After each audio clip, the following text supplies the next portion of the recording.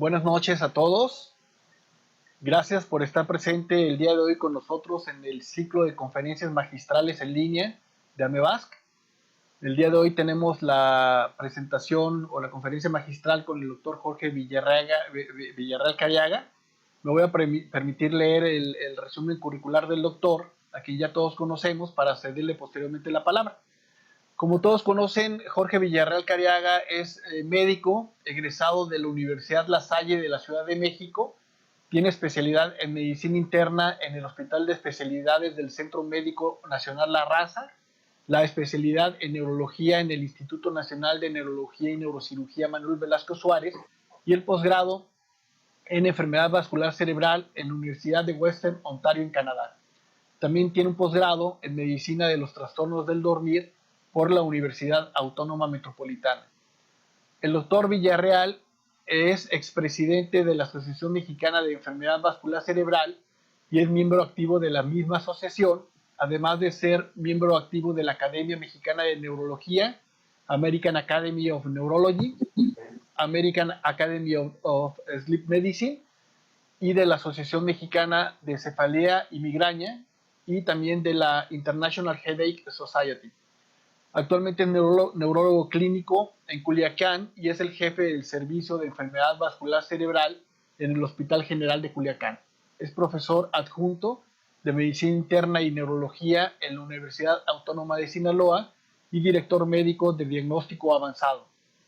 El doctor Villarreal ha participado en varios estudios clínicos multicéntricos internacionales y en proyectos de investigación en el Hospital General de Culiacán y ha sido miembro de los comités científicos de los registros mexicanos de enfermedad vascular cerebral RENAMEVAS, primer registro mexicano de infarto cerebral Premier, y es miembro también del comité de elaboración de guías clínicas de AMEVAS. Sin más que presentar, Jorge, muchas gracias por aceptar la presentación con nosotros. Te cedo el micrófono, tienes 1 hora para la conferencia y todo tuyo el auditorio. Muchas gracias. Ok. Bueno, pues muchas gracias por la invitación. El día de hoy, tengo el gran gusto de estar con ustedes. Me está jugando rudo esto, pero a ver, déjenme ver, me pongo de acuerdo. Ok. Entonces, el día de hoy estoy muy contento de poder participar con ustedes, muy agradecido con el doctor Luis Murillo y la directiva MEVAS por la invitación, habiendo visto las presentaciones previas y los currículums tan impresionantes de quienes me han antecedido en las conferencias magistrales. Realmente me siento muy humilde y muy agradecido por la invitación. Espero que les guste la presentación. Vamos a hablar de foramen oval permeable y de infarto cerebral. Yo trabajo en el Hospital General de Culiacán con el doctor Fernando Guzmán y con el doctor Cristian Guzmán y con la licenciada en enfermería Rosaelba Parra Gómez. Somos el equipo de enfermedad vascular cerebral que atendemos a los pacientes del hospital y pues desde luego también tenemos una práctica privada donde tendemos a trabajar también en conjunto. Tratamos de hablar el mismo idioma y revisamos estos temas con frecuencia precisamente para poder estar en la misma frecuencia. Como ustedes saben, siempre que vemos un paciente con una enfermedad vascular cerebral, sea aguda en urgencias o en la clínica posteriormente, es imperativo saber el tipo específico de enfermedad vascular cerebral que ha tenido el paciente y la etiología de ya sea la hemorragia o ya sea la isquemia focal que haya tenido el enfermo. Este es fundamental para poder después establecer cuál va a ser la estrategia de tratamiento de prevención secundaria. De tal forma que tenemos claro qué hacer con la estenosis carotidia. Hoy en día hay mucha literatura acerca de endarterectomía stent, la necesidad anticoagular en fibrilación auricular, el uso de antiplaquetarios en enfermedad de pequeños vasos. Recientemente también nos quedó claro que los antiplaquetarios hay que utilizarlos en embolismo de origen no determinado y así hemos venido adquiriendo conocimientos a lo largo de los años y el día de hoy quisiera revisar un poco acerca de cuál es el estado de cosas en foramen oval permeable en cuanto a su relación con infarto cerebral.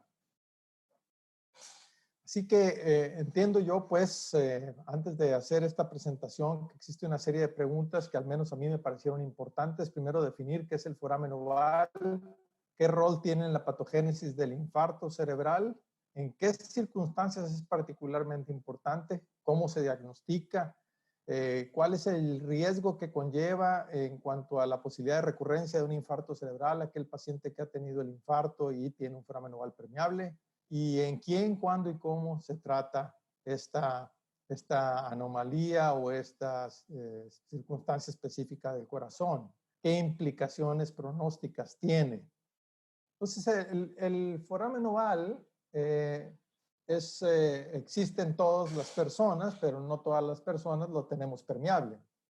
Si ustedes ven el esquema, están viendo el atrio común que existe primordialmente en el embrión y cómo del techo de ese atrio primordial empieza a surgir el septum primum, que va a desarrollarse tendiendo a unirse a los cojinetes endocárdicos.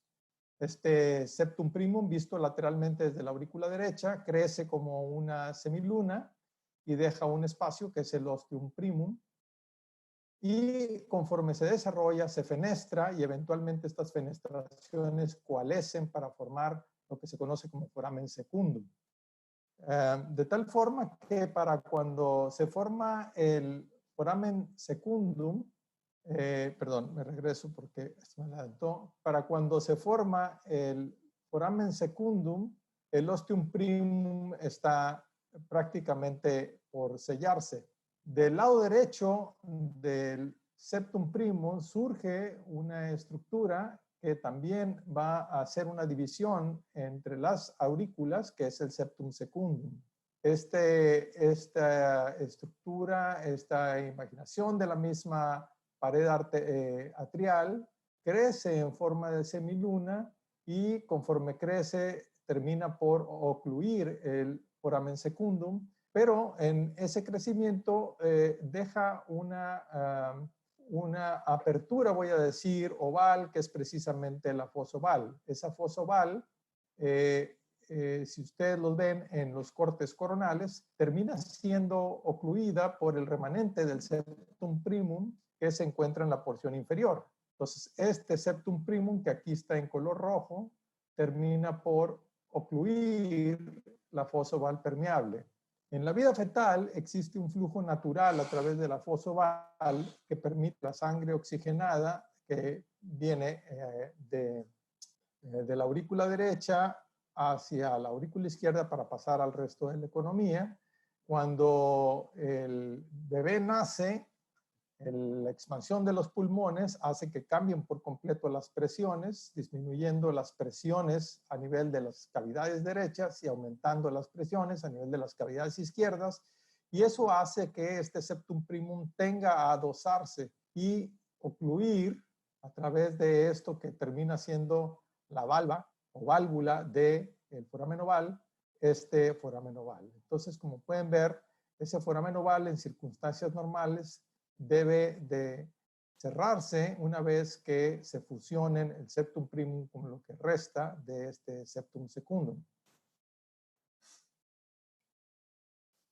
En realidad, uno a lo mejor un tanto ingenuamente piensa cuando uno habla de foramen oval de que existe un orificio como tal, pero en realidad lo que existe es un túnel que si ustedes vieran este esquema, viéndolo desde la aurícula derecha, esta es la aurícula izquierda, estos son los cojinetes endocárdicos, vimos cómo creció el septum primum, que aquí está en amarillo, en este esquema que pretende explicarlo tridimensionalmente, cómo ese septum primum eventualmente, después de cerrar su ostium primum, se fenestra para tener un septum secundum. El desarrollo del septum secundum termina por ocluir el ostium secundum, pero hay una porción que no está cubierta por este septum secundum y es precisamente la fosa oval.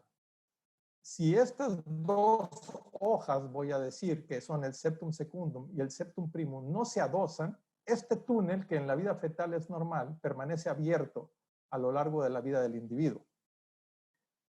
Esto sucede aproximadamente en un 75% de las personas que cierra por completo, generalmente hacia el segundo año de la vida, dado que estas dos estructuras terminan por adosarse y unirse con bandas fibrosas. Sin embargo, si ustedes ven en patología, con una vista a partir de la aurícula derecha, lo que están viendo aquí es la fosa ovalis y están viendo el limbo de lo que viene siendo el septum secundum. Y esto que estamos viendo aquí, en realidad, es el septum primum que se formó del otro lado para tapar precisamente esa fosa oval. Sin embargo, en ocasiones puede permanecer permeable, que desde el punto de vista patología lo prueban metiendo un estilete que aparece de una aurícula a la otra, señalando pues que esta fosa oval ha permanecido abierta. Por supuesto, en un corazón más atrófico, como el de este hombre de 85 años, el limbo es más evidente, la fosa oval es mucho más grande y pueden ver cómo el paso del estilete de la aurícula derecha es visible al otro lado por la aurícula izquierda. Entonces, en realidad, más que un orificio, es una hendidura que forma una especie de túnel que bajo circunstancias normales, en la grandísima mayoría de los sujetos, está cerrado. Sin embargo, es común que haya sujetos que tengan la fosa oval permeable. En este estudio de patología, que es un clásico de la Mayo Clinic de los años 80, podemos ver en el eje de las X los grupos etarios por décadas y vemos cómo en todas las edades existe un porcentaje considerable de personas que tienen un foramen oval permeable. Ciertamente, los grupos más jóvenes tienen una frecuencia mayor que los grupos más viejos y en la vida adulta, más o menos entre un 25 y un 30% de los pacientes permanecen con la fosa oval permeable. Estos hallazgos de este estudio corroboran lo que ya se venía escribiendo desde el año 1900 e incluso antes, donde el porcentaje típico de una fosa oval permeable en las series de autopsia anda precisamente alrededor del 25 al 30% de los pacientes. De este mismo estudio de patología de la Mayo Clinic aprendemos muchas cosas, como que, por ejemplo, aproximadamente el 90% de todas las fosas ovales permeables tienen menos de 10 milímetros y el grueso de las fosas ovales permeables van a tener un diámetro de aproximadamente entre 3 y 4 centímetros. La otra cosa que este estudio nos enseñó y corrobora lo que otros estudios habían ya de alguna manera documentado, es que si bien es cierto que el foramen oval es más frecuente en edades tempranas, también es cierto que existe una tendencia a que vaya incrementando el tamaño, el diámetro de ese foramen oval permeable conforme las personas se hacen de mayor edad. O dicho de otra manera, aquellas personas de mayor edad que tienen un foramen oval permeable generalmente lo tendrán de mayor tamaño. Hay algunas asociaciones anatómicas que pudieran llegar a ser importantes o que han demostrado ser importantes, eso lo vamos a discutir hoy. El aneurisma del septum interauricular, donde parte o todo el septum atrial muestra una dilatación aneurismática que protruye hacia cualquiera de las dos aurículas. Hay algunas definiciones que dicen que tiene que existir una excursión fásica del septum interauricular igual de 15 milímetros o más, y una más liberal que parece ser la que actualmente más se utiliza, donde esta excursión del septum en cualquiera de los dos sentidos debe ser mayor de 10 milímetros para considerar que existe un aneurisma. Se estima por autopsia que la frecuencia es de 1% y por eco transtorácico la frecuencia anda precisamente por ahí. Se detecta más fácilmente por un eco transesofágico biplanar, donde la frecuencia en series de pacientes supuestamente normales es de 2 a 4%. Y los pacientes con infarto cerebral tienen casi el doble de frecuencia de presentación de un aneurisma del septum interauricular, alcanzando el 8%. Entre aquellos sujetos que tienen un aneurisma del septum interauricular, 1 de cada 3 va a tener también asociado un foramen oval permeable. Otra asociación de la que se habla mucho menos, la red de Chiari. La red de Chiari es un remanente de la valva derecha del seno venoso, que son estructuras que se encuentran en la aurícula derecha. Estas se presentan con una prevalencia de más o menos el 2 al 3% en series de autopsia y de ecocardiografía transesofágica, y coexisten con un foramen oval en un 80% de las veces. Es decir, si existe una red de Chiari, existirá un 8 de cada 10 veces. También se ha visto que estadísticamente se asocia su presencia a cortocircuitos más graves, siendo claramente estadísticamente significativos, con una frecuencia del 55% en quienes tienen una red de Chiari y un foramen oval.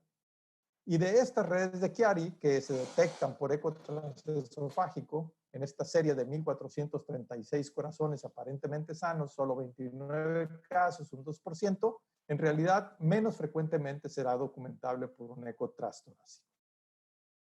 Ahora bien, las asociaciones clínicas del foramen oval permeable van desde el paciente que permanece asintomático, que probablemente es la grandísima mayoría de los sujetos con un foramen oval permeable. Luego está el hecho de que algunos pacientes pueden presentar infarto cerebral que no tiene otra causa aparente, donde el embolismo paradójico parece ser el mecanismo patogénico más frecuente. Vamos a hablar un poco de eso. Existe una asociación estadística muy importante con migraña, lo cual es otro tema que espero algún día nos dé tiempo de revisar. Y bueno, el foramen oval permeable se ha asociado también a la embolia gaseosa en el síndrome de descompresión de los buzos, y a un cuadro afortunadamente infrecuente que se llama platipnea ortodeoxia, donde los pacientes presentan disnea en decúbito y se desoxigenan cuando se ponen de pie. Es un cuadro que yo en la vida real nunca he visto uno, y parece que es en realidad poco frecuente. La evidencia epidemiológica de la asociación del foramen oval permeable con infarto cerebral viene desde las series de casos y controles que se escribieron en los 80s y principios de los 90s. Claramente una diferencia muy grande entre la frecuencia que existe de foramen oval en los pacientes que tienen un infarto cerebral de causa no documentable por otras razones, es decir, no otras causas de cardioembolismo, no aterosclerosis, etcétera, versus los controles. Y si bien los metaanálisis de los estudios que se realizaron precisamente en 80s y 90s, que son todos estos a la izquierda, cuando se examina a los menores de 55 años, claramente existe un aumento en la probabilidad de que los pacientes tengan un foramen oval que va aproximadamente hasta 6 veces más que la de los pacientes con un infarto cerebral de causa conocida. También para los pacientes mayores de 55 años existe una relación donde el incremento en la frecuencia o probabilidad de encontrar un foramen oval es mayor de 2 veces que la de los pacientes que tienen un infarto cerebral de otra causa conocida. Ahí a principios de este siglo, la serie prospectiva de seguimiento de pacientes que habían tenido un infarto cerebral criptogénico de Jean-Luc Ma, que publicó en New England en el año 2001, siguió a 581 pacientes menores de 55 años, con infarto cerebral, quienes tenían infarto criptogénico, y documentó cuál era la evolución de los que tenían solo aneurisma del septum interauricular, aquellos que no tenían ni foramen oval ni aneurisma, o solo el foramen oval. Y en su serie prospectiva, él encontró que a la vuelta de 2 años, los pacientes que tenían asociado el foramen oval a un aneurisma del septum interauricular tenían un pronóstico particularmente malo en cuanto a la probabilidad de presentar una nueva isquemia cerebral transitoria o un infarto cerebral. Estos hallazgos han sido después replicados por algunos, como la serie de Meissner, pero no por todos, como pueden ver, por ejemplo, en la serie de HOMA del estudio de Northern Manhattan. Poco después también aparece en New England este estudio, donde se estudia la concomitancia de aneurisma del septum interauricular con foramen oval en pacientes con infarto cerebral criptogénico. Y es claro que aquellos sujetos que tienen un infarto criptogénico tienen siempre una muchísima mayor probabilidad y frecuencia de encontrar un foramen oval. Y esto también es cierto para los pacientes que tienen una causa conocida, pero la proporción desde luego es diferente. Y cuando se trata de un foramen oval y la presencia de un aneurisma septal concomitante, nuevamente los pacientes que tienen un infarto criptogénico claramente tienen una mayor frecuencia de esta presentación comparado con aquellos que tienen una causa conocida. Lo mismo si se trata de menores de 55 años que de mayores de 55 años. Dicho de otras palabras, una vez que estás tratando un paciente que tiene un infarto cerebral que no tiene una causa aparente, independientemente de que sean sujetos jóvenes o menos jóvenes, la probabilidad de que encuentres un foramen oval permeable es mucho mayor y la combinación de foramen oval permeable con aneurisma de septum interauricular también lo es. De tal forma que ante un infarto criptogénico, para los pacientes menores de 55 años es como 3, casi 4 veces más probable que presenten este tipo de alteraciones, y para los sujetos mayores de 55 años es por lo menos 3 veces más probable que presenten estas anomalías cardíacas. Y en cuanto a la patogénesis, bueno, es definitivo que existe embolismo paradójico y hay de repente casos dramáticos como este de autopsia, donde claramente existe el paso de un coágulo a través del foramen oval, que en ocasiones se han podido detectar también, por supuesto, a través de ecocardiografía, sobre todo ecocardiografía transesofágica, de manera que es un mecanismo que existe real, mas no sabemos si siempre es el mecanismo por el cual se produce un infarto cerebral en presencia de un foramen oval y en ausencia de otras causas de infarto. La asociación con el aneurisma del septum interauricular y la mayor prevalencia o mayor frecuencia de recurrencia cuando existe la asociación de estos dos factores anatómicos sugieren que pudiera en ocasiones existir una trombogénesis in situ y no necesariamente tratarse de un embolismo paradójico. Es decir, no necesariamente tratarse de un coágulo que viene por la circulación venosa y pasa a la aurícula derecha y de ahí a través del foramen oval a la circulación sistémica, llegando después al cerebro. Hay una asociación interesante que se está estudiando cada vez más con trombofilia y desde luego la ya mencionada asociación que existe con migraña, entendiendo que la migraña es probablemente uno de los factores de riesgo vascular más negligidos en la historia de la medicina, particularmente factor de riesgo importante desde el punto de vista epidemiológico, sobre todo en las mujeres migrañosas. Entonces les decía que existen ya algunos estudios, estos principalmente en Italia, donde investigan la presencia de trastornos trombofílicos de tipo heredado en adultos jóvenes que tienen infarto cerebral y que tienen foramen oval permeable.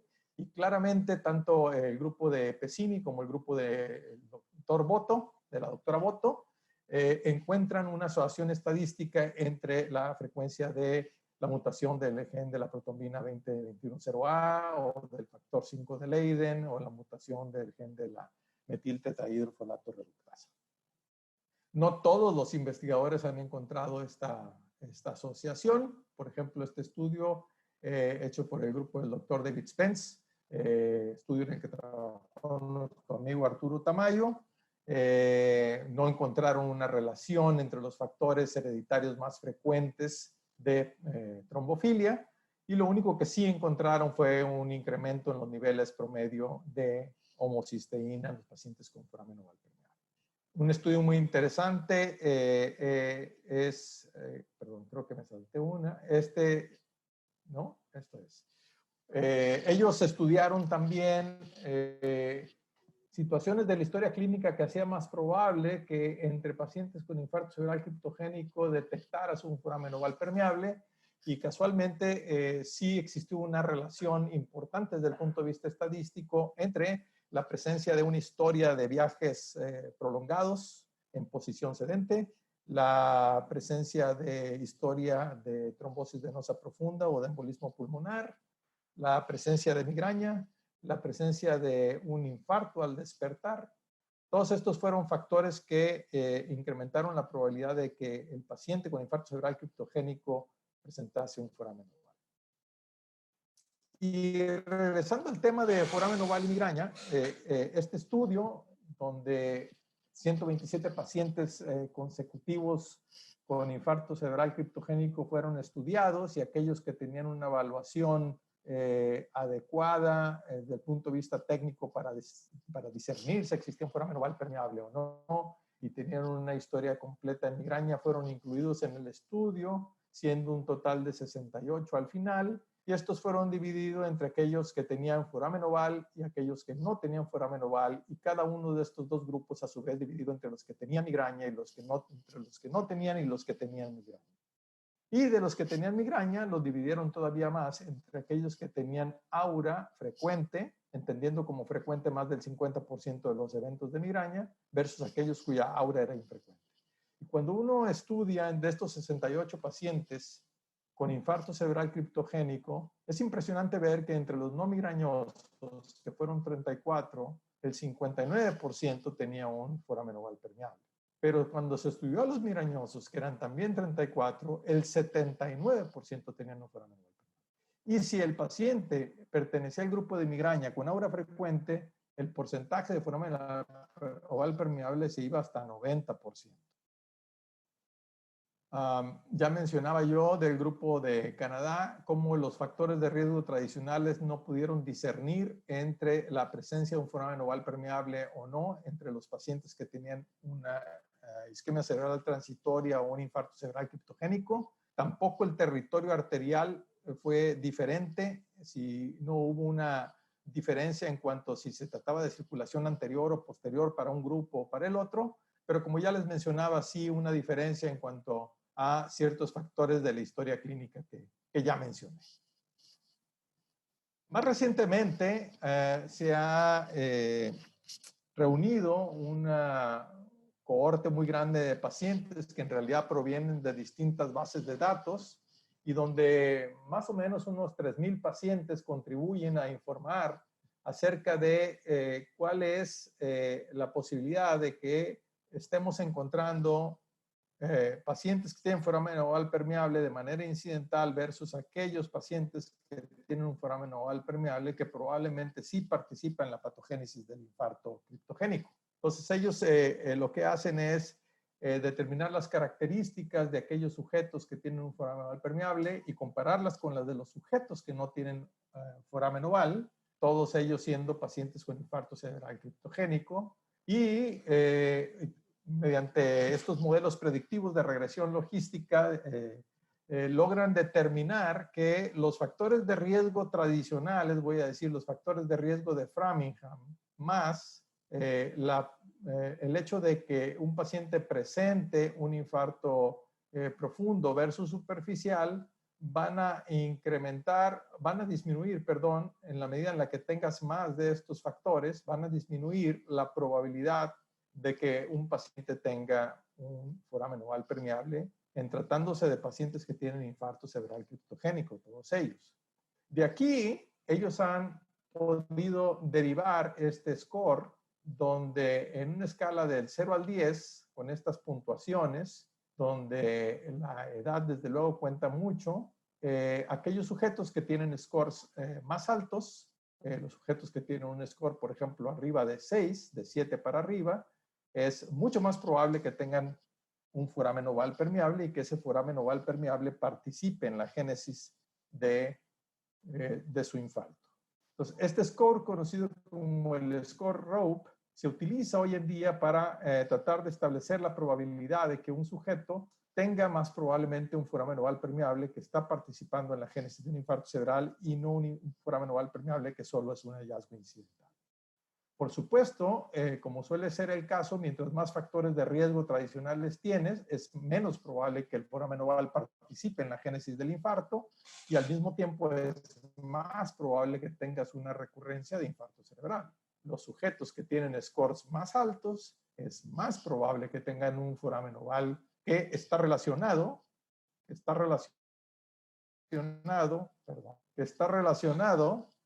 con el infarto cerebral índice, pero al mismo tiempo su recurrencia a lo largo del tiempo, después de 2 años, es menor. Y en cuanto a los métodos diagnósticos, bueno, desde luego es costumbre que primero el paciente se criba, voy a decir, desde el punto de vista de la posibilidad de efectos anatómicos cardioembólicos a través de un eco transtorácico. El eco transesofágico, que como veremos en el caso de este diagnóstico en particular es el estándar de oro, Y para quienes usan Doppler transcranial, la detección de cortocircuito derecha-izquierda, que como veremos es un método muy útil, por lo menos un método de escrutinio, pues si bien no informa de la anatomía de las aurículas y del septum interauricular, sí informa de la presencia de un cortocircuito derecha-izquierda, siendo el más frecuente de todos en la vida adulta, precisamente el foramen oval. Que el ecocardiograma transesofágico sea superior al ecocardiograma transtorácico es algo que se conoce desde hace muchos años. Este es tan solo uno de muchos estudios que han demostrado tal cosa. Este grupo de investigadores de Holanda estudiaron a 231 pacientes que no tenían ningún diagnóstico etiológico por el cual ya se requiriese de anticoagulación y buscaron causas de cardioembolismo que fueran identificadas por ecocardiografía. Aproximadamente el 55% de los pacientes en su serie tenían alguna causa probable de cardioembolismo, discutidamente unas más probables que otras, y de estos el 39% de los casos fueron detectados exclusivamente por el eco transesofágico. Es decir, tenían un eco transtorácico normal, pero un eco transesofágico claramente anormal. Y concluyen, pues, que en pacientes que tienen un eco transtorácico normal, una fuente de cardioembolismo es posible detectar todavía en un 39% en una serie de pacientes seleccionados con infarto cerebral sin una causa aparente y ciertamente que no requiriese ya de anticoagulación antes de empezar a hacer los estudios. Esta mayor sensibilidad del eco transesofágico fue cierta tanto para los menores como para los mayores de 45 años de edad. Y cuando vemos precisamente de este estudio, vemos lo que respecta al foramen oval, vemos cómo efectivamente ellos detectaron más foramen oval con el eco transesofágico que con el eco transtorácico. Y no solo eso, sino quizás más importante, aunque no sea el tema de esta plática, como con el eco transesofágico es mucho más probable que se detecten trombos en la orejuela izquierda que con el eco transtorácico. De igual manera, la única manera real de estudiar la posibilidad de que en el callado de la aorta y en su porción inicial de la misma existan placas de ateroma que estén ligadas a la génesis de un infarto cerebral es también a través del eco transesofágico.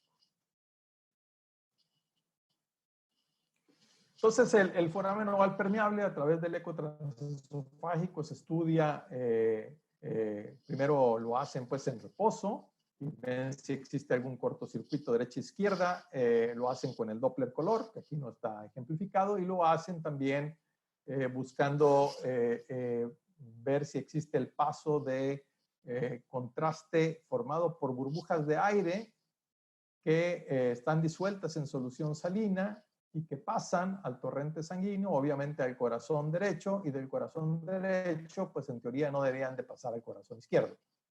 Sin embargo, como sucede aquí, ustedes ven cómo estas cavidades derechas se llenan, pero no hay paso de estas burbujas hacia las cavidades izquierdas, mientras que en este otro ejemplo claramente hay un paso a cavidades izquierdas de estas burbujas, delatando pues que existe un cortocircuito, en este caso a nivel de la aurícula.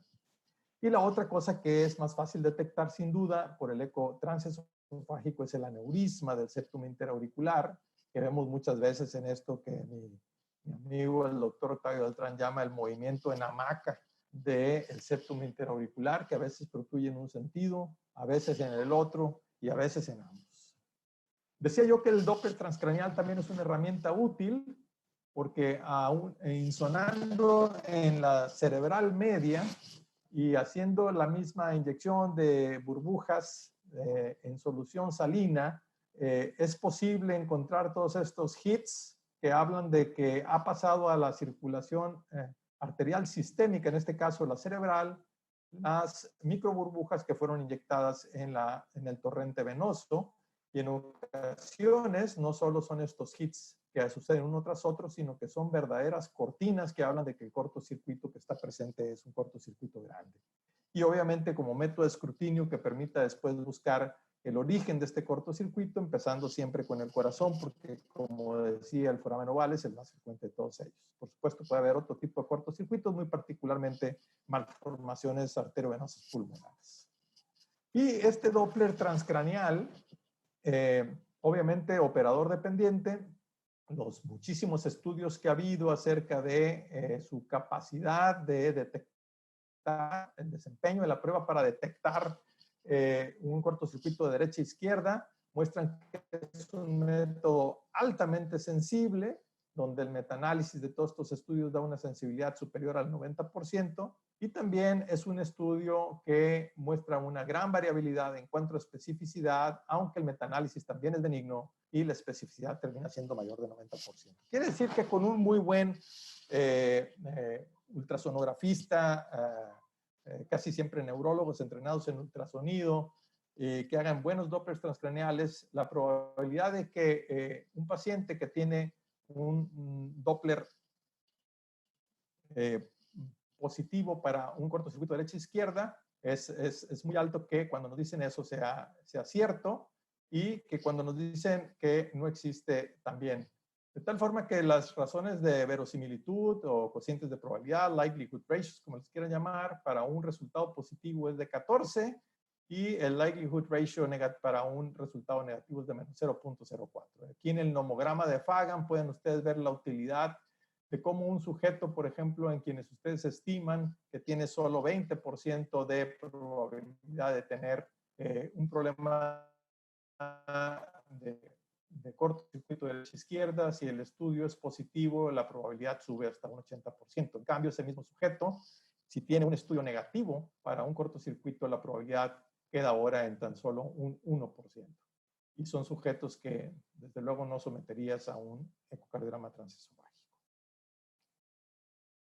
Por supuesto, tratándose de una afección tan prevalente en la población general, tan alta como el 25%, en quien nunca ha dado síntomas, lo correcto es realmente no pretender hacer mayor cosa, porque es más probable que nuestras intervenciones terminen iatrogenizando al paciente. Entonces, recordar primum non nocere para la prevención primaria, realmente no hay nada que hacer cuando encontramos incidentalmente un foramen valvular. Voy a presentar este caso de una mujer de 24 años de edad, previamente sana, no tiene factores tradicionales, voy a decir factores de riesgo de Framingham, de riesgo vascular. Ella padece migraña con aura, según la clasificación más reciente de la Sociedad Internacional de Cefaleas, 1 a 2 episodios por mes. El día 14 de enero de este año, por la mañana, tiene un cuadro súbito con déficit neurológico sensitivo motor, fascio corporal izquierdo asociado a disartria. No hay cefalea concomitante, y para cuando se presenta urgencias de nuestro hospital tiene 4 horas y media de evolución.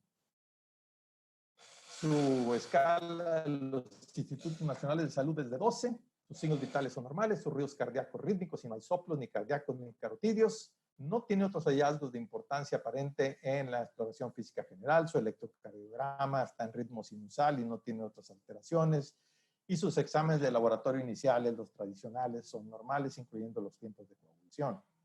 Se le hace una tomografía de cráneo que está disponible finalmente aproximadamente 5 horas 15 minutos después. Y como pueden ustedes ver, es una paciente que tiene un signo de cerebral media hiperdensa. Pueden seguir la cerebral media hiperdensa y ver también lo que se conoce como el signo del punto, que todavía vemos en ese corte.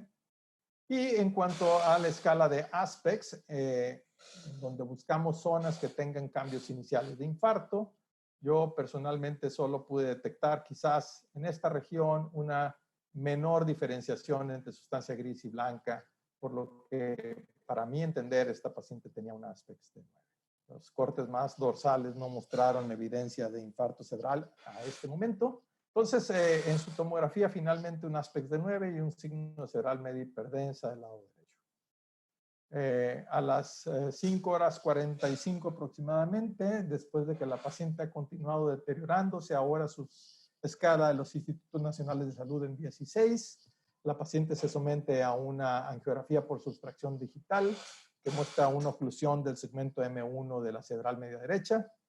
No tenemos a la mano un dispositivo tipo stent retriever, por lo que se decide trombolizar intraarterialmente con RTPA a la paciente, sin que en el momento de la angiografía y de nuestra estancia en la sala de hemodinamia, junto con el neurólogo intervencionista, nuestro amigo el doctor Iramarce, tras una hora en la sala de hemodinamia no pudimos documentar que hubiera una recanalización. Entonces, esta es la angiografía. Voy a mostrar la vista lateral primero, donde claramente ustedes van a ver la ausencia de todas las ramas de la cerebral media del lado, en este caso del lado derecho. Lo sé porque vimos las otras imágenes. Y en la siguiente, en la vista, perdón, en la vista frontal, vemos cómo existe una amputación en el segmento M1 de la cerebral media derecha.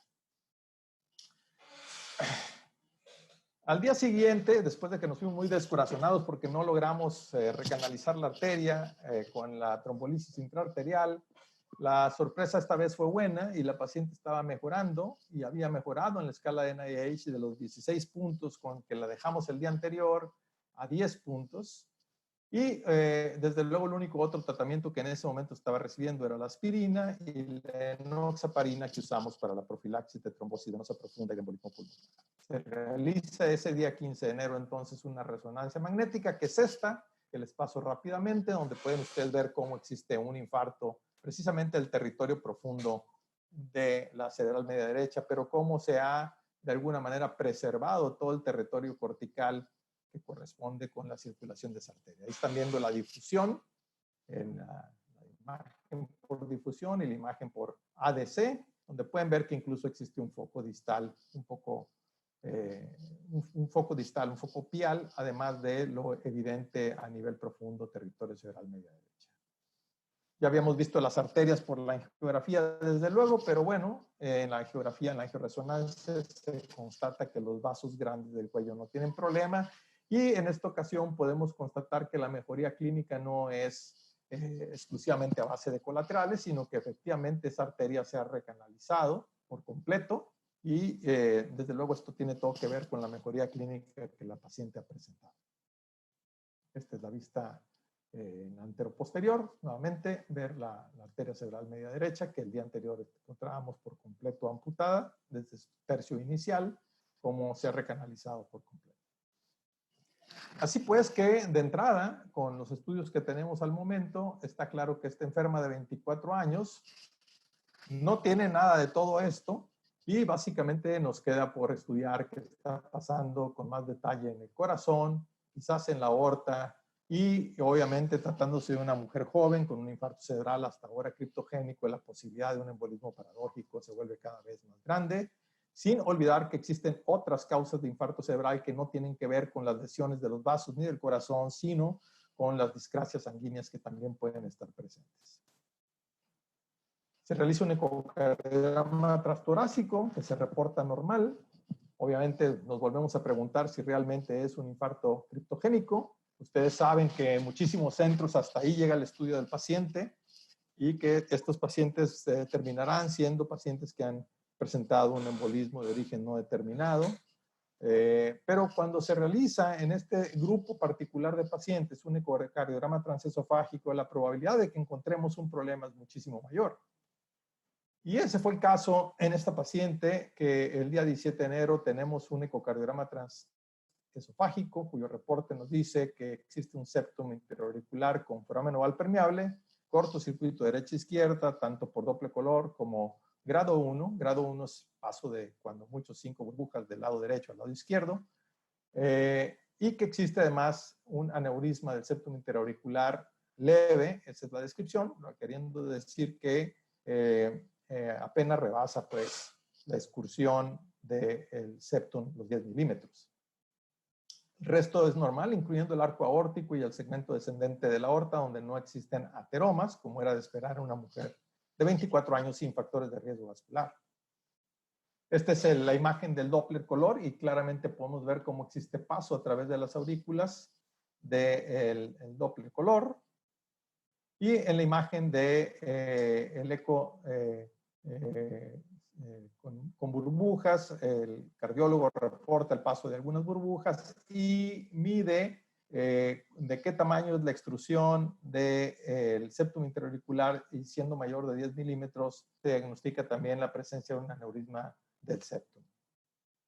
Aquí vamos a correr un poquito y vemos un poco cómo el movimiento del septum interauricular definitivamente es mayor del esperado en ambos sentidos. Y, perdón, esto se repite, un momento. Esta es la imagen en movimiento con el Doppler color. Y para contrastar del día de hoy, casualmente otra paciente también migrañosa con un infarto cerebeloso.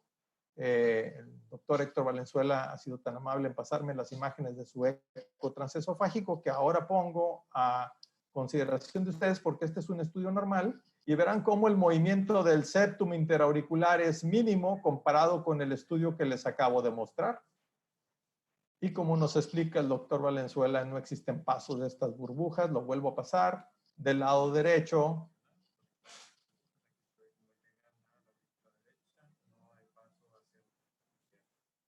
mejor explicado no se puede. Perdón. Y quiere decir que una vez que tenemos, que habíamos descartado todo lo anterior, sabemos que la aorta tampoco está participando, que no existen otros defectos cardíacos y que todo parece indicar que lo único que existe hasta este momento es la posibilidad de que la paciente, a través de ese foramen oval permeable que tiene asociado un aneurisma del septum interauricular, presente un embolismo paradójico. Su perfil reumatológico, incluyendo anticuerpos anticardiolipina, es negativo y el día 18 de enero es egresado con su escala del Instituto Nacional de Salud de 8. Y ahora la pregunta es, ¿qué hacemos con la paciente? ¿Le damos antiplaquetario o le damos anticoagulante? Y lo que sabe de la literatura realmente es relativamente poco porque tenemos evidencias indirectas de estudios prospectivos que no son aleatorizados y solo un estudio aleatorizado que en realidad es un subestudio del estudio WARS. Estoy hablando del estudio PICS, donde si acaso se compara 98 pacientes con foramen oval permeable contra 152 que no lo tienen, en donde no se encuentran diferencias significativas entre warfarina y aspirina. La warfarina a razón de 100 miligramos al día y la warfarina con INR que iba de 1.4 a 2.8. De los estudios que comentaré ahora, en un momento más, acerca del cierre percutáneo del foramen oval, hay uno de ellos que incluyó un brazo de pacientes que se comparaban con anticoagulante versus antiplaquetario. Son 187 pacientes en un grupo y 174 en el otro, y en este estudio no hubo diferencia significativa entre los dos grupos con respecto a la posibilidad de recurrencia del infarto cerebral. El estudio mismo tampoco encontró una diferencia significativa en la posibilidad de complicaciones por sangrado mayor o fatal.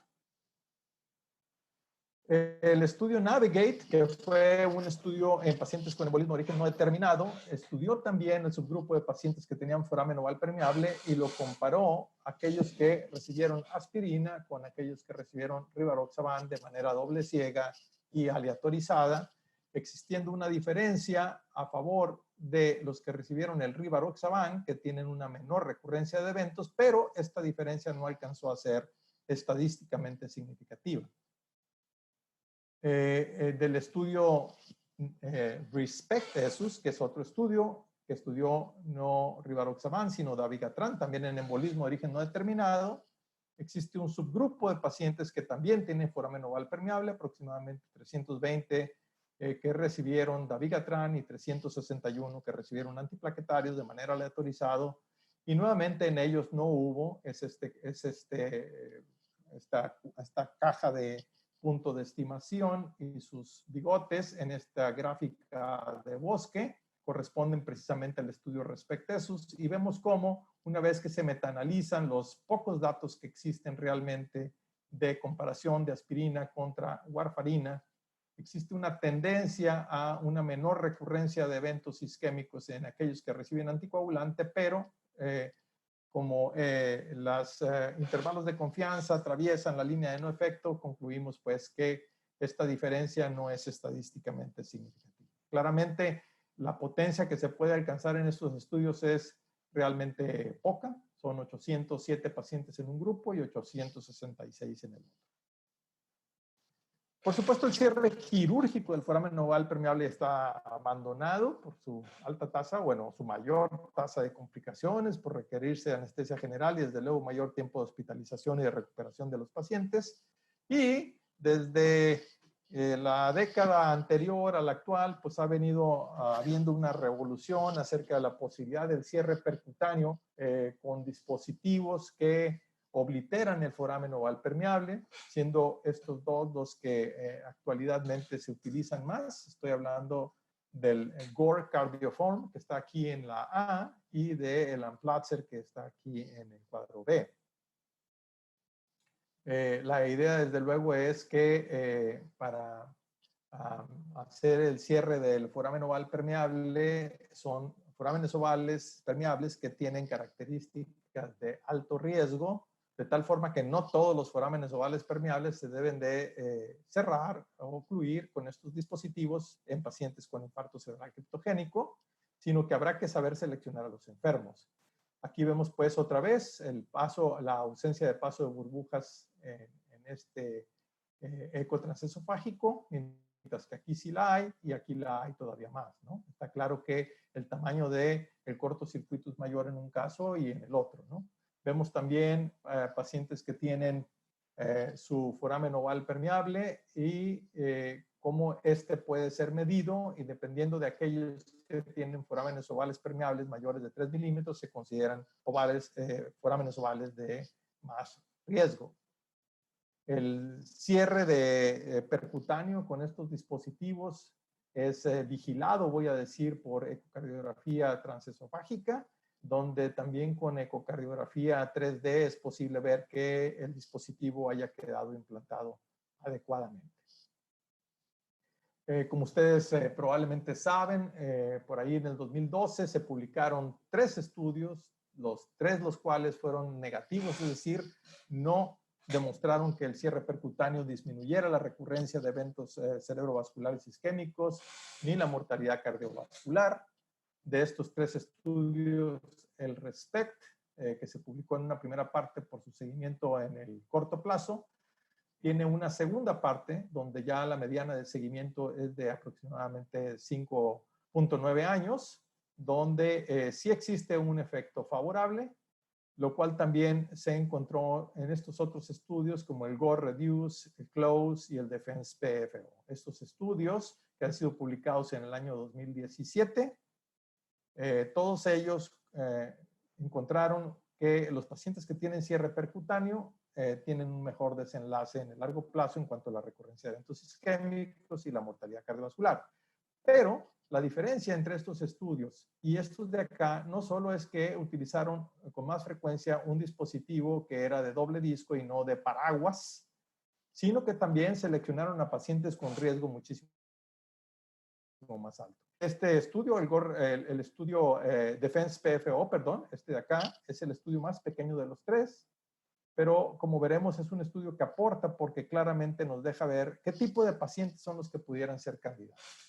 Del estudio CLOSE, reportado pues en el 2017, vemos cómo el grupo que tiene un cierre percutáneo permanece a lo largo del tiempo en los años, libre de recurrencia de eventos isquémicos, mientras que el grupo que está en antiplaquetarios exclusivamente, además del manejo médico convencional, presenta eventos a lo largo del tiempo y las curvas se van separando cada vez más.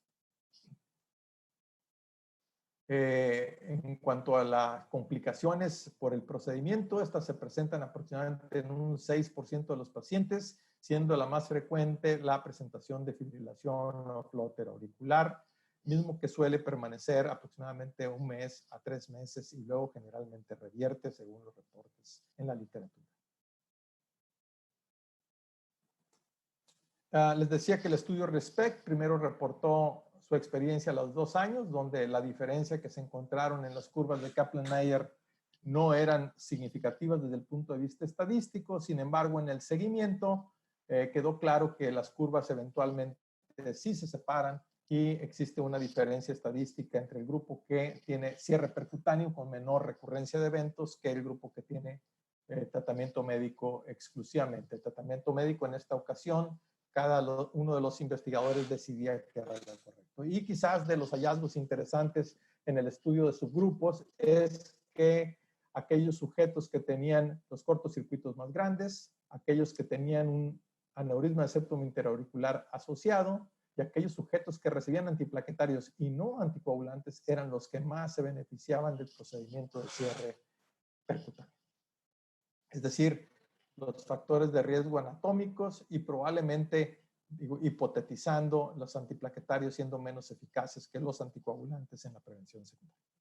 El estudio GO-REDUCE, que aleatorizó con una relación 2:1 a los pacientes a tener ya sea el cierre percutáneo del foramen oval versus el tratamiento antiplaquetario exclusivamente, y vemos cómo las curvas se separan prácticamente desde los primeros días, y una vez que se separan nunca más se juntan, las recurren paralelamente, de tal forma que tal parece que no solo es más eficaz que el antiplaquetario, sino que a lo largo del tiempo, en este caso seguimiento de aproximadamente 5 años, el procedimiento es durable.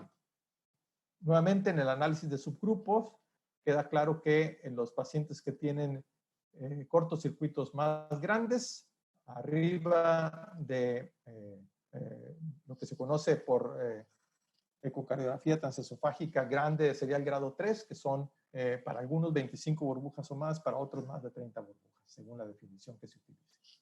En cuanto a los eventos adversos relacionados con la presencia precisamente o el dispositivo, estamos viendo que más o menos se vuelve a repetir la historia de un 6% de pacientes que desarrollan fibrilación auricular, de los cuales solo el 2% del total que presentaron esta complicación es un evento adverso considerado por los investigadores como serio.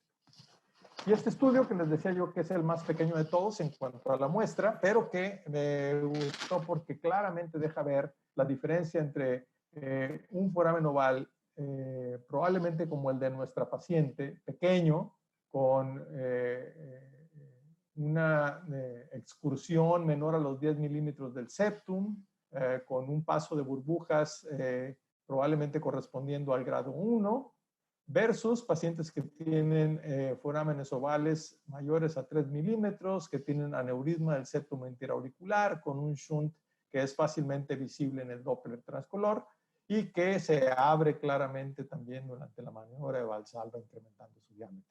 Asociado también a alto riesgo, los pacientes que tienen la hipermovilidad del septum interauricular, que no se presenta en reposo, pero que sí se presenta durante la maniobra de Valsalva, muy asociado a un incremento precisamente del cortocircuito. En este estudio que compara 60 pacientes con cierre versus el mejor tratamiento médico según los investigadores, no se encontró cortocircuito en reposo en el 40% de los enfermos, lo cual habla de la necesidad de hacer maniobras de Valsalva si pretendemos hacer el diagnóstico adecuado. El promedio del tamaño de los cortocircuitos era en la media de 3.2 milímetros y había un foramen oval, perdón, un aneurisma del septum interauricular asociado en un 8% en un caso, un 13% en el otro grupo. Y lo que más había era precisamente esta hipermovilidad del septum interauricular. Y cuando vemos sus curvas de Kaplan-Meier, obviamente lo están diciendo que de sus 60 pacientes a lo largo de los 2 años de seguimiento, ninguno tuvo un evento de recurrencia, mientras que los pacientes que recibieron tratamiento médico sí tuvieron recurrencias, el 13% de ellos a la vuelta de 2 años de seguimiento. En sus desenlaces secundarios, quizás llama la atención nada más que de este desenlace compuesto primario, prácticamente todo está derivado por la presencia de infartos cerebrales en el grupo de tratamiento médico versus el grupo con cierre del foramen oval. Este estudio además investigó la presencia de infartos subclínicos diagnosticados por resonancia magnética que también fueron numéricamente mayor en el grupo de tratamiento médico, aunque esta diferencia no fue estadística desde el punto de vista significativo. Y cuando se hace el metaanálisis de los estudios que han utilizado estos dispositivos de doble disco y donde parece claro que los dispositivos tipo sombrilla, paraguas, probablemente no serán los que terminemos utilizando en estos enfermos, está claro que el metaanálisis habla de un beneficio con una reducción en el riesgo de eventos recurrentes de aproximadamente un 80% en términos relativos. Y aún considerando los estudios negativos como el closure, donde se utilizaron estos otros dispositivos tipo paraguas, el beneficio sigue presente, obviamente ya diluido, pero aún una reducción en el riesgo de un 70% en los desenlaces vasculares cerebrales, lo cual lleva a un número necesario de datar de 36 si consideramos todo tipo de dispositivos y pues tratando de encontrar los dispositivos más eficaces, un número necesario de datar de 27 para que a la vuelta de un año exista un paciente en quien se previene la recurrencia. 27 pacientes tratados, uno de ellos previene la recurrencia, este es el número necesario de tratar. El BMJ tiene, ya casi para terminar, este resumen donde muy gráficamente habla un paciente con foramen oval permeable que tiene un infarto cerebral criptogénico y no tiene otras causas de infarto cerebral. Tiene estas tres opciones terapéuticas: antiplaquetarios, anticoagulantes o del foramen. Si todas las opciones son aceptables, pues entonces habría que hacer las comparaciones pertinentes. A veces, por ejemplo, no son sujeto de comparación los anticoagulantes porque están contraindicados en un paciente en particular. A algún otro paciente, por ejemplo, quizás no tenga los criterios de alto riesgo para recibir el cierre percutáneo en el foramen oval. De tal forma que tenemos, por ejemplo, las siguientes comparaciones. Por ejemplo, la comparación número 1, cierre contra antiplaquetarios. Todo parece indicar la recomendación es fuerte a favor del cierre del foramen. Existen 3 eventos menos por cada 1000 pacientes comparado con los antiplaquetarios. Obviamente vas a encontrar complicaciones propias de poner el dispositivo, muy particularmente la fibrilación auricular en 5 sujetos más que cuando utilizas los antiplaquetarios. Entonces aquí parece que fácilmente gana el cierre percutáneo sobre los antiplaquetarios. Cuando se comparan el cierre contra los anticoagulantes, la diferencia en cuanto a la eficacia ya no existe, pero sí parece ser más seguro en cuanto a la posibilidad de hemorragias, como es natural aquellos que no reciben anticoagulante versus aquellos que sí lo reciben. Entonces aquí será una cuestión más bien de preferencias con respecto al uso crónico de los anticoagulantes versus el cierre percutáneo. Y cuando se compara anticoagulantes con antiplaquetarios, existe una recomendación débil para el uso de anticoagulantes. Hay una tendencia en los estudios a favor del uso de los anticoagulantes. Parece ser que probablemente si 1000 pacientes se trataran, hubiera 71 eventos isquémicos menos comparado con el uso de antiplaquetarios, aunque es de esperarse que haya también hemorragias más graves en el grupo con anticoagulantes. Más recientemente, y esto probablemente es algo que es importante para nosotros los neurólogos, está esta propuesta acerca de cambiar la nomenclatura y la clasificación sobre los mecanismos causales potenciales en relación al foramen oval, de tal forma que las clasificaciones que utilizamos típicamente para la etiología de los infartos cerebrales seguramente va a cambiar y el foramen oval permeable, que hoy por hoy era parte del capítulo de los criptogénicos, probablemente ya no merezca llamarse así, de tal forma que ahora diremos que un foramen oval está etiológicamente relacionado de manera muy probable, altamente probable, medianamente probable o con muy baja probabilidad. Y eso va a estar en función de las características anatómicas que hemos estado revisando, la presencia concomitante de trombosis, ya sea a través del foramen o de embolismo pulmonar o de trombosis venosa profunda, y también de las características anatómicas de la aurícula, incluyendo la presencia o ausencia del aneurisma de septum interauricular.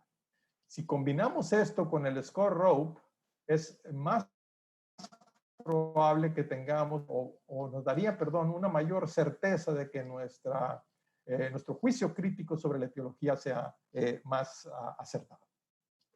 Entonces, volviendo al caso clínico, el 15 de enero decíamos que tenía su perfil reumatológico normal. El 18 de enero se egresa con aspirina y con solmitriptano. Esta paciente que tiene un foramen oval y un aneurisma del septo interauricular de bajo grado de probabilidad de recurrencia. Ya habíamos hablado de cómo su perfil reumatológico de anticuerpos habían sido negativos. La vuelvo a ver en marzo, no ha tenido nuevos ictus. No ha tenido episodios de migraña ni complicaciones hemorrágicas. Su NIH sigue mejorando, está en 4, recordando que ella tiene un score de ROP de 9. Se mantiene con aspirina en espera de pruebas de trombofilia, que como ustedes saben hay que esperar varios meses para hacer después de un evento isquémico. La vuelvo a ver el 15 de junio, su NIH sigue estando ahí, en 4, el ranking en 1. Los laboratorios de trombofilia tomados a fines del mes de mayo revelan que la paciente tiene una deficiencia de proteína C y la homocisteína sérica se encuentra en límites. El resto de todos los estudios de trombofilia, gen de protomina 20-21-0A, factor 5 de Leiden, etcétera, etcétera, etcétera, han sido normales. Conclusión de nuestro caso clínico: esta mujer de 24 años con antecedente de migraña episódica con aura ha hecho un infarto cerebral, territorio profundo de cerebral media derecha, tiene un foramen oval permeable con un cortocircuito de grado 1 y un aneurisma de septum interauricular, además de deficiencia de proteína C del sistema fibrinolítico. Su tratamiento de prevención secundaria lo he cambiado ahora y en lugar de aspirina esta paciente la tengo anticoagulada, y dado que los episodios de migraña no han repetido en más de 4 meses, solo recibe solmitriptano para utilizar en caso necesario. De tal forma que, utilizando otra vez esta propuesta de una nueva nomenclatura, nuestra paciente se encuentra en un riesgo medio y el diagnóstico de que el foramen oval permeable está relacionado etiológicamente con el infarto que ha presentado es probable. Para terminar, las conclusiones sobre el tema, pues hemos visto pues cómo el foramen oval permeable es altamente prevalente, cómo existe una dificultad para poder establecer una relación causal con el infarto cerebral, pues no basta con que esté presente, depende mucho de las características clínicas del sujeto, verbigracia, score ROPE, depende de las características morfológicas de los defectos anatómicos, necesario excluir otras causas. El diagnóstico muy probablemente involucrará siempre el eco transesofágico, dado que es necesario conocer con detalle las características anatómicas de estos defectos. Y bueno, pues tiene asociaciones clínicas importantes que requieren mayor estudio, muy particularmente para nosotros resulta interesante saber cuál es la relación que hay con migraña. Por ahora hay 3 opciones terapéuticas y cada caso debe ser individualizado. Muy importante seleccionar cuidadosamente aquellos pacientes que van a ir a un cierre percutáneo del foramen oval permeable. Está claro que no es para todos, ¿verdad? Es importante que no solo la existencia del foramen oval permeable determine que debe ser cerrado. Es importantísimo trabajar en equipo, en conjunto el neurólogo con el ecocardiografista y el cardiólogo intervencionista. Y aprovecho yo para agradecer a los cardiólogos del hospital, al doctor Octavio Beltrán, al doctor Marco Publio, al doctor Odín de los Ríos, y desde luego también al doctor Valenzuela, que desde otras fronteras también nos ayuda con los ecos transesofágicos. Les agradezco muchísimo su atención, y al doctor Murillo y a la mesa directiva el que me hayan invitado. Jorge, muchas gracias por la presentación. Realmente es muy nutrida toda la información que nos has dado. Nos queda muy claro realmente la asociación entre foramen oval e infarto. Yo sigo teniendo a través del tiempo muchas dudas, y esto en varias áreas de la neurología nos sigue sucediendo. Realmente, a pesar del tiempo de los artículos, sigue viendo la duda realmente cuál es el paciente que se beneficia. Yo sigo viendo mucha recurrencia, muy alta recurrencia en pacientes que habitualmente no la vemos nosotros, en pacientes con infarto y foramen oval. Y finalmente, pues, quisiera ver si tenemos unos 5 minutos para responder algunas preguntas, Jorge, si estás de acuerdo. Sí, claro que sí, desde luego. Porque tenemos varias. La pregunta, y si nos vamos rapidito, te preguntan a ti si es adecuado que en pacientes con migraña se deba descartar foramen oval con ecocardiograma. Imagino que en todos los casos. Yo creo que no. Yo creo que no, porque no tenemos todavía claro, más allá de la asociación estadística, que exista una asociación patogénica o que alguna intervención sobre el foramen oval permeable realmente vaya a tener algún efecto sobre la migraña. Es muy tentador para algunos probablemente pensar en que este se convierta en nuevo blanco terapéutico. A lo mejor sí, en los años nos dirán, a lo mejor no, no lo sabemos ahorita. Y como no lo sabemos, me parece que en este momento no estamos ahí para hacer escrutinios de foramen en pacientes con migraña. Claro. Yo te preguntaría algo más fácil, ¿resonancia magnética a todas las migrañas? No, desde luego que no. Las guías de manejo de migraña son muy claras, ¿verdad? Un paciente que tiene migraña clásica, migraña con aura o migraña sin aura, poco o nada se beneficia de la resonancia magnética. Sin embargo, yo sí creo que debamos de tener un índice de sospecha más alto que en otros pacientes con cefaleas de otro tipo, porque sí existe una asociación epidemiológica como factor de riesgo migraña de infarto cerebral y de otras alteraciones cardiovasculares también, particularmente en la mujer. Y hay un grupo, una población especial, ¿verdad? Que son las mujeres que son fumadoras, las mujeres que utilizan anticonceptivos orales, las mujeres que utilizan anticonceptivos orales y además son fumadoras y tienen migraña, y más si su migraña es con aura, tiene un riesgo mucho más alto de presentar lesiones isquémicas. Joven, nos preguntan, de los tres métodos que comentaste, transtorácico, transesofágico, transcraneal, ¿cuál es el que recomiendas tú de uso rutinario? Bueno, yo creo que estamos haciendo ecos transtorácicos de más en este grupo de pacientes. Yo no le veo sentido a que un paciente de 25 años vaya a un eco transtorácico para que nos digan que es normal, cosa que por estadística sabíamos que iba a ocurrir 95-96% de las veces. Me parece que estamos utilizando doble recurso. Yo creo que estos pacientes deben de ir directo a eco transesofágico y lo único que nos detiene es que es un método un poco más invasivo. Cada que digo esto me acuerdo de que tengo amigos que hacen 8 endoscopías todos los días y pues un eco transesofágico es justamente eso, ¿no? Es finalmente a través de un endoscopio, que en este caso en lugar de tener lente tiene el ultrasonido, hacer un estudio de esta naturaleza.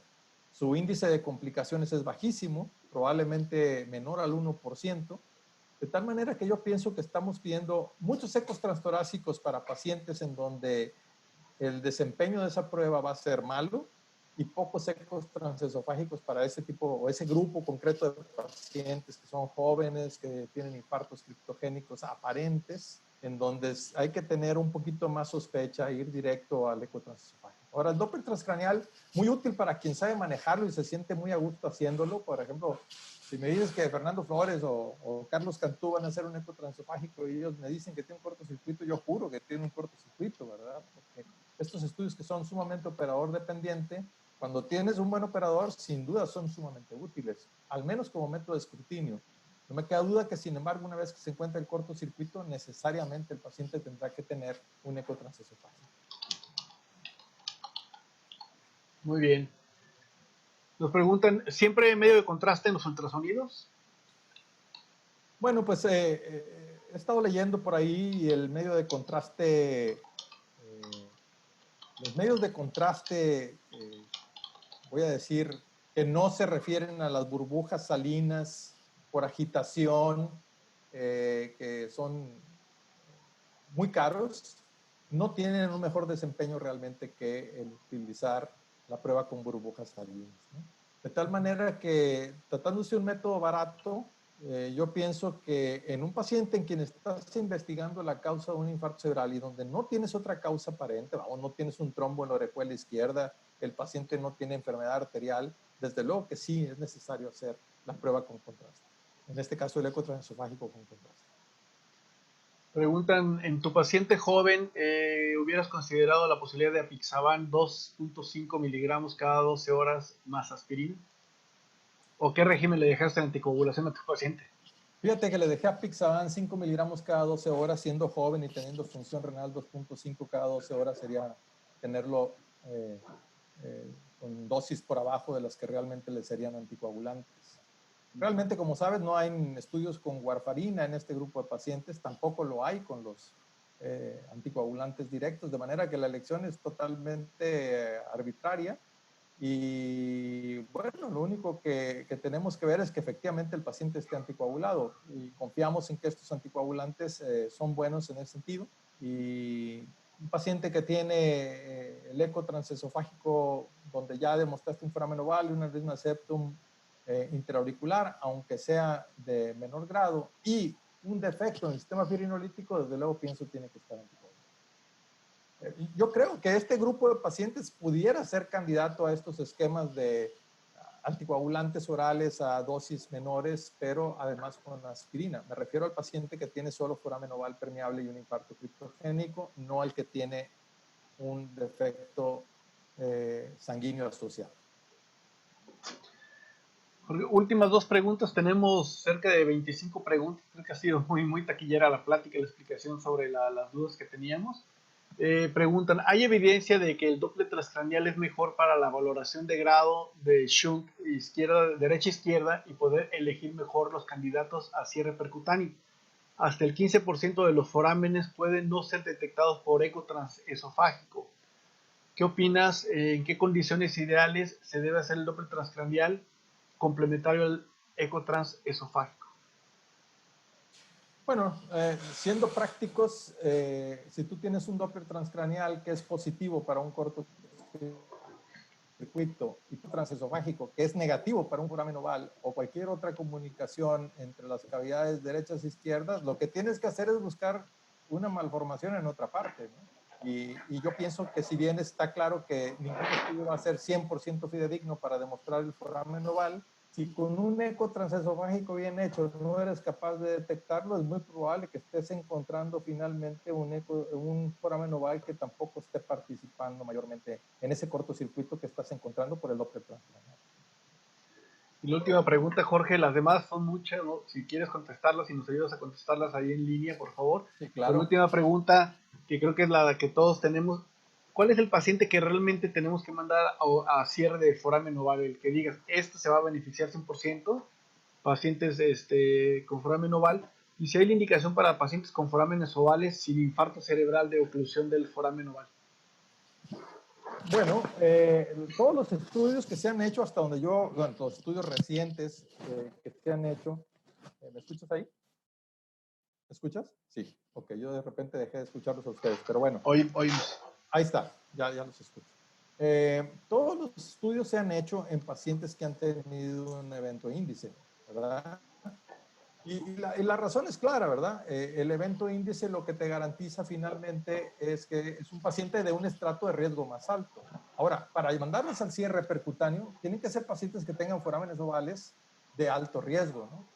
Y si ustedes quieren saber qué es alto riesgo, me parece que el estudio de los coreanos, este último Defense PFO, describe muy gráficamente y con muy lujo de detalles cuáles son los que tienen alto riesgo, ¿no?